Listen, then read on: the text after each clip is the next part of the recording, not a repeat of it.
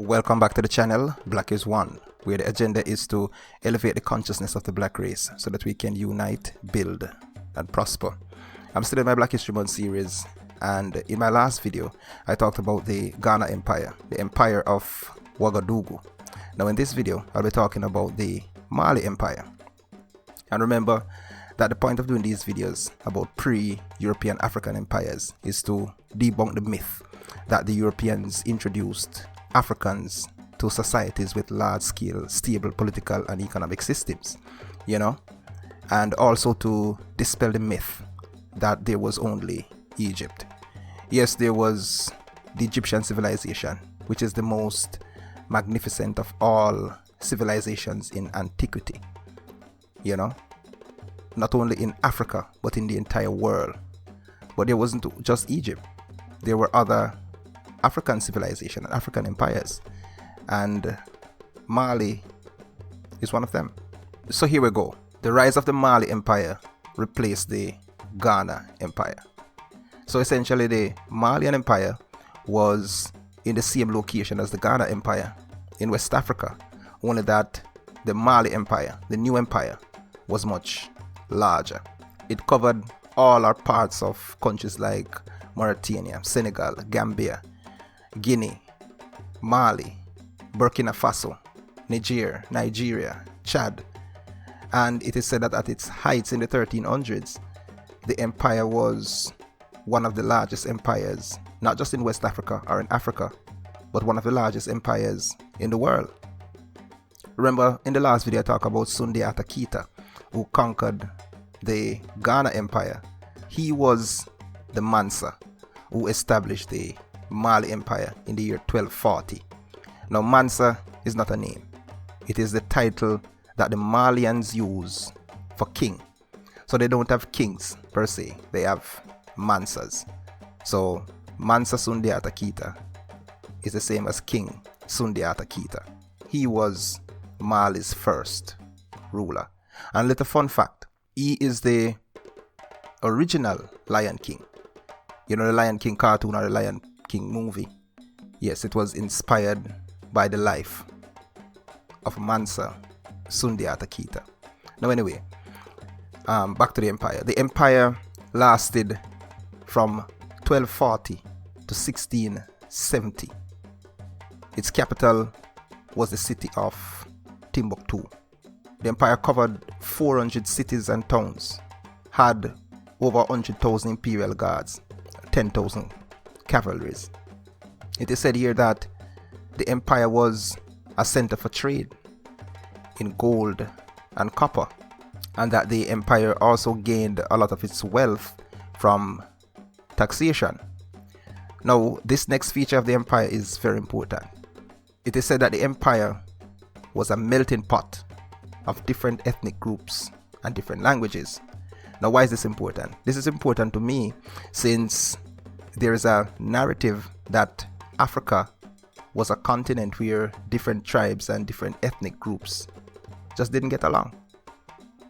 But here we are seeing that in the Malian Empire, these are all Africans of different ethnic groups, different languages, living peacefully under one ruler. Now, unlike in the Ghana video, I'll not be going too much in details as to how the empire came to power and who were the rulers and how they demitted office and things like that. I don't think it is that necessary based on the point that I'm trying to make with this video. Instead, I'm going to zoom in on the empire's political structure. So under that heading of the political structure of Mali, first thing I want to say is that the empire had a constitution. It is said that under the constitution, what they call the Gabara or a Great Assembly was established, which served as the empire's deliberative body, a place where people discuss ideas and make decisions concerning the empire. It says here that the various clans under the empire's rule had representatives in this assembly and provided advice to the ruler or to the Mansa on various matters of state. So in other words, the Mali Empire was not an absolute monarchy, but may be considered to be a constitutional monarchy long before this idea even conceived in Europe. Now let me break that down. What that means is that a king in Mali and in Africa in general in those days was different from a king in Europe. In Europe at that time, the king had absolute and unquestionable power over the citizens of the country, or the citizens or the subjects of his empire. That is what is meant by an absolute monarchy, absolute power. This kind of rule is called undemocratic monarchy. In other words, the king or the ruler in this setup is really a dictator. But in Africa, generally, and in the Malian Empire in this case, the king did not have absolute and unquestionable power over its citizens. He was the king, but he had to do the will of his people. His power was limited by the representatives of the different clans in the Great Assembly, as outlined in the Constitution, and not just in the Constitution, but in the culture. Now, this is very important, because if you follow the Eurocentric narratives about African politics, they will tell you, or they will have you believe, that it was the West that introduced quote-unquote democracy to Africa, when in fact their presence actually disrupted our democracy, to use their word. Our culture where a king carried out the will of the people. Anyway, I went off on a tangent there. Another important piece of information is that Islam eventually became a state religion in the empire. It was not founded upon Islam. Islam was introduced after. Now, Islam is said to have been introduced in the empire by the third Mansa by the name of Wati, W-A-T-I. And I'm telling you this to lay a foundation for one of the empire's most famous Mansa, a man by the name of Musa, Mansa Musa.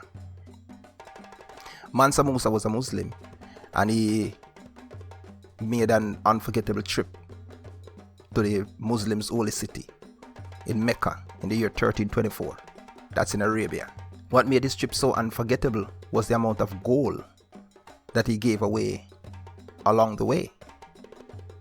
When I was in high school, I went on a trip to the museum, and the historian there was telling us about Mansa Musa. And she said that on this pilgrimage to Mecca, Mansa Musa gave away so much gold that the price of gold fell globally. Just imagine that. This man has the title of being the wealthiest man to ever walk on the face of the earth. Not Jeff Bezos, not Bill Gates, not Elon Musk, not the Rockefellers, or any of these guys. The richest man ever to have lived is Mansa Musa. According to Forbes, he would worth $400 million US, according to estimates from 2012. Mansa Musa was so famous for his wealth that a Spanish mapmaker by the name of Abraham Gresquic, when he was putting together what he called the Catalan Atlas, he used the image of Mansa Musa as one of his markers. It was that image, that picture of Mansa Musa on the map, that would arouse the interest of quote-unquote explorers to search for the city of Timbuktu in hopes of finding Mansa Musa's riches. And talking about Timbuktu, beyond Mansa Musa's riches, this man was said to have been a very wise and efficient ruler. So it's not all about the money and about the wealth. He was responsible for the construction of many of the great edifices and institutions in Timbuktu. In 1327, the Great Mosque in Timbuktu was constructed, and Timbuktu would later become a center of learning in Africa. It is said here that during his reign, he had built and funded the Sankara Madrasa, also called the University of Sankore, which will become one of the greatest centers of learning in the Islamic world and the greatest library in Africa at the time. The Sankara Madrasa is estimated to have housed between 250,000 to 700,000 manuscripts, making it the largest library in Africa after the Great Library of Alexandria in Egypt. It is said that the Sankara Madrasa, or the University of Sankore, continued to produce many great astronomers and scholars and engineers long after the end of the empire. It is also said that it was the French colonial occupation that contributed to the decline in the quality of education offered by the university. Now, what happened to this great empire, the great Malian Empire? Well, after the death of Mansa Musa, the empire declined pretty much for the same reasons why the Ghana Empire declined: poor leadership and civil war, loss of trade routes, loss of territory to a new competitor, a new empire on the rise called the Shanghai Empire. That is the empire I'm going to be featuring in my next video. So I'm going to wrap it up here, but this is what I want you to take away from the video. The Malian Empire lasted about 300 years. One of the largest empires in the world at the time. You know, this was no small kingdom or chiefdom. This was a vast, sprawling, well-established, well-organized, politically and economically stable empire built by black people. An empire in which the Mansa, or the king, was no cruel overlord or dictator, but carried out the will of his people. Happy Black History Month. Remember to like the videos if you like the videos, so YouTube will recommend them to other people who have the same interests or the same tastes. Share the content with your friends and your contacts. Turn on the notification. Black is one. Live the revolution.